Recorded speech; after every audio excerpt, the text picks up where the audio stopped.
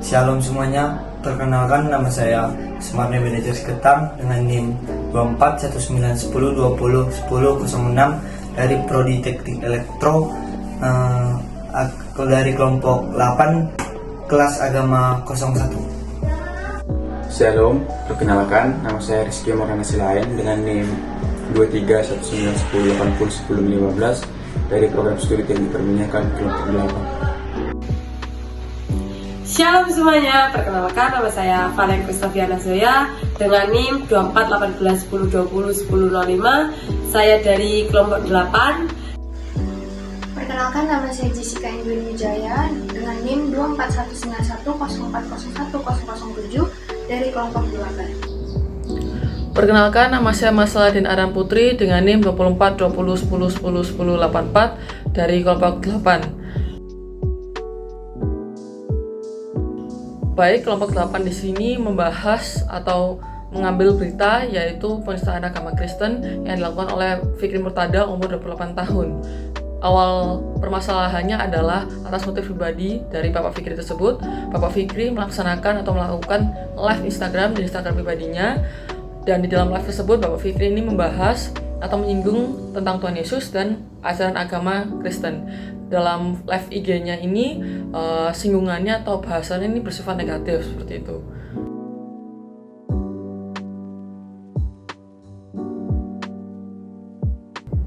Menurut berita, Bapak Fikri ini kemudian menyadari bahwa ucapannya ini dapat menyinggung dan ucapannya ini salah seperti itu, sehingga Bapak Fikri ini membuat video klarifikasi permintaan maaf. Namun hal ini tidak menghindarkan Bapak Fikri dari penangkapan oleh polisi Medan pada tanggal 21 Oktober tahun 2023.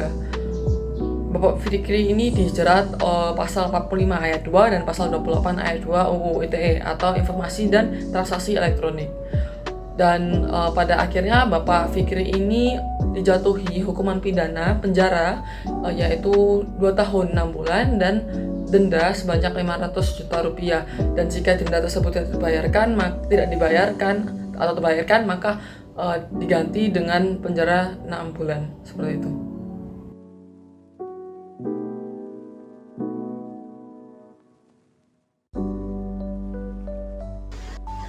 Dikarenakan kasus tersebut telah berakhir dengan hukuman pidana bagi pelaku, maka apakah langkah yang perlu dilakukan umat Kristen menurut Alkitab? Sebagai umat Kristiani, sikap kita seharusnya mengampuni sesuai dengan Matius 18 ayat 22 dan Lukas 23 ayat 34. Selanjutnya, kita mengasihi dan mendoakan seperti Lukas 6 ayat 27 dan Matius 5 ayat 44, di mana kita diminta untuk mengasihi dan berdoa bagi yang menganiaya kita.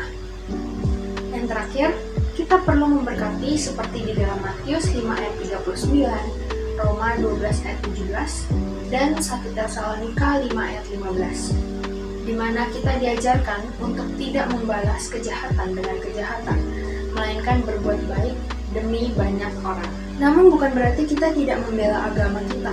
Kita dapat memberikan pembelaan dengan argumen-argumen yang baik dan tanpa emosi. Sebetulnya Tuhan Allah tidak butuh dibela, karena Dia mulia. Segala bentuk hinaan tidak mengurangi kemuliaannya. Memang dalam hukum Indonesia telah ditentukan hukuman bagi pidana penista agama. Tapi hendaknya kita sebagai umat Kristen tidak menunjukkan penghinaan bagi mereka. Biarlah Roh Kudus yang bekerja dalam mereka dan menyadarkan mereka. Kita hanya perlu menampilkan citra Tuhan Yesus, dan sebagaimana yang telah diajarkan kepada kita, cara agar kita dapat mencegah kasus intoleransi terjadi tidak menjadi pelaku. Kita tidak perlu menjadi penyebab bentrok dan tidak mengejek agama lain. Kita jangan bersikap egosentris, dan baiknya kita menjadi contoh bagi yang lain, yaitu menjadi pembawa kedamaian, sehingga dapat mereka dapat melihat dan mencontoh sikap kita.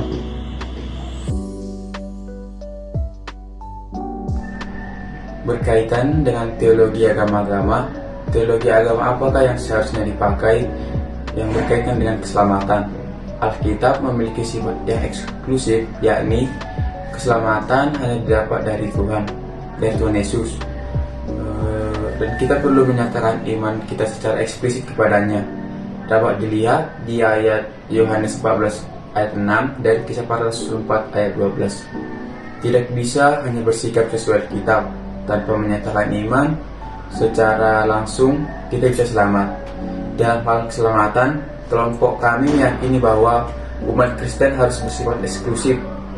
Namun, hal tersebut tidak menjadikan umat Kristen menjadi tertutup pada keberagaman yang ada.